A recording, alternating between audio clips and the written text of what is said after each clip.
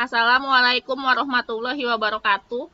Kembali lagi di kelas matematika. Untuk pertemuan kali ini kita akan mempelajari mengenai segi empat. Yang pertama kita harus tahu dulu apa itu pengertian dari segi empat. Segi empat merupakan bidang dua dimensi. Nah, dua dimensi itu yang kayak gimana? Jadi dia harus punya panjang dan lebar atau alas dan tinggi yang dibentuk dari empat sisi yang saling berpotongan pada satu titik. Jenisnya, segi empat itu ada dua jenis. Yang pertama, segi empat beraturan. Yang kedua, segi empat tidak beraturan. Untuk yang beraturan sendiri itu memiliki ukuran yang teratur. Paling enggak, mereka tuh mempunyai sepasang sisi yang sama panjang atau memiliki sisi yang sejajar. Contohnya, yang pertama itu persegi panjang, yang kedua persegi, yang ketiga jajar genjang, yang keempat belah ketupat, yang kelima layang-layang, yang keenam trapesium. Untuk segi empat tidak beraturan, jadi dia punya empat sisi tapi dia nggak punya sisi yang saling beraturan, jadi panjangnya bisa beda-beda, nggak ada yang sejajar sama sekali. Kita langsung masuk ke persegi panjang. Sifatnya dan gambar serta penamaan kita langsung belajar itu. Yang pertama, sifat persegi panjang. Sisi yang saling berhadapan, sejajar, dan sama panjang. Kita langsung lihat di gambarnya. Kalau kita bikin persegi panjang, kita langsung kasih nama A, B, C, D. Nah, ini akan ada dua pasang sisi yang sejajar. Yang pertama itu AB dan CD. Nah, ini saya kasih garis warna merah kayak ini, artinya dia itu sama panjang.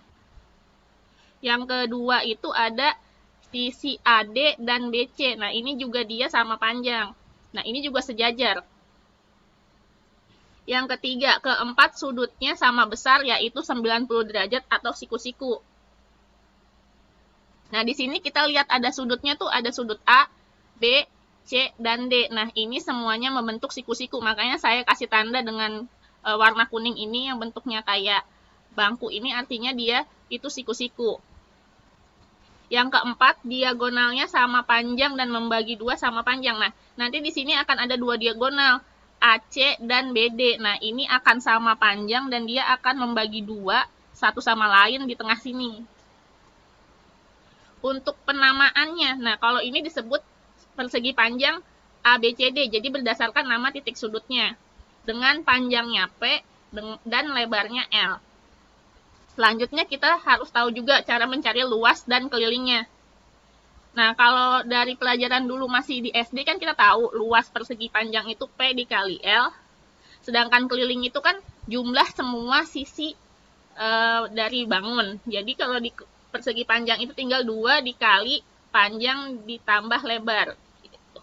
Untuk lebih jelas kita langsung masuk ke pembahasan soal.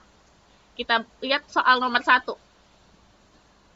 Ayana memiliki tanah kosong berbentuk persegi panjang dengan ukuran panjang 20 meter dan lebar 15 meter. Di sekeliling tanah tersebut akan dipasang pagar kawat. Nah, berapa pagar kawat yang harus dimiliki Ayana? Jawabannya, yang pertama kita tulis dulu. Tanahnya kan berbentuk persegi panjang. Ukurannya, P-nya itu 20 meter, L-nya sama dengan 15 meter. Selanjutnya kalau saya biasanya kita bentuk dulu nih persegi panjangnya, kita tulis keterangannya. Kalau panjangnya 20 meter, lebarnya 15. Ini panjang, ini lebar. Terus kita tahu dari sifat persegi 4 itu kan dia akan punya dua sisi yang sama panjang, berarti yang panjangnya ini 20, berarti sisi di atasnya juga dia 20.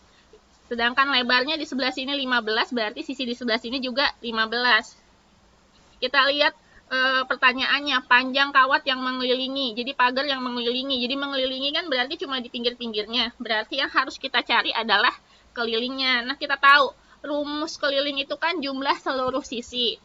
Yang paling gampang nih tinggal tambahin aja, kita udah tahu nih sisinya kan 20, 15, 20, 15, tinggal ditambahin semuanya, jadi keliling sama dengan 70 meter. Nah, untuk itu jadi Ayana harus membeli pagar kawat sepanjang 70 meter. Kita lanjut ke soal nomor 2. Ayah membuat papan tulis berbentuk persegi panjang dengan ukuran panjangnya 300 cm dan lebarnya 150 cm. Jika papan tulis tersebut membutuhkan satu kaleng cat berukuran kecil untuk mengecat setiap 1 meter persegi, maka berapa kaleng cat yang harus ayah beli untuk mengecat seluruh papan tulis tersebut? Jawabannya, kita tulis lagi seperti biasa. Katanya, bangunnya bentuknya persegi panjang. Kita tulis persegi panjang. Ukurannya P 300 cm, L-nya 150 cm. Terus kita juga punya informasi kalau satu kaleng cat untuk 1 meter persegi. Kita gambar lagi nih, misalnya ini papan tulisnya. Oh, kalau saya ini karena 300 kegedean, saya ganti ke meter aja, karena di sini di meter ya. Jadi, panjangnya 3 meter, lebarnya, kalau dari sentimeter ke meter kan jadi 1,5 meter. Jadi kita tulis, jadi panjang papannya itu 3 meter, lebarnya sama dengan 1,5 meter. Terus katanya apa ini? Untuk mengecat. Kalau cat kan nggak mungkin pinggirnya, berarti semua permukaannya yang sebelah sini. Kalau gitu kita harus cari luasnya, karena yang kita cat bukan cuma ujungnya aja, tapi semua permukaannya. Kita tahu rumus luas persegi panjang itu adalah P dikali L. Kita tahu P-nya 3 meter, L-nya 1,5. Jadi ketemu kalau dikaliin 4,5 meter persegi. Nah, kita mau cari apanya nih sekarang? Banyak catnya. Kita tahu keterangannya. Kalau misalnya 1 meter persegi butuh 1 kaleng cat. Langsung kita, paling gampangnya kita tulis 2 meter persegi, berarti kita butuh 2 kaleng. Kalau 3 meter, 3 kaleng. Kita cari sampai 4,5 ya. Kalau 4 meter persegi, 4 kaleng. Nah, kalau 4,5 meter persegi, jadi butuhnya 4,5 kaleng. Tapi kan karena mau beli di toko, nggak mungkin beli 4,5 kaleng. Jadi, kita harus beli sebanyak 5 kaleng cat, kayak gitu. Sekian pembahasan mengenai persegi panjang. Selanjutnya nanti kita akan membahas bangun lain di video berikutnya. Terima kasih.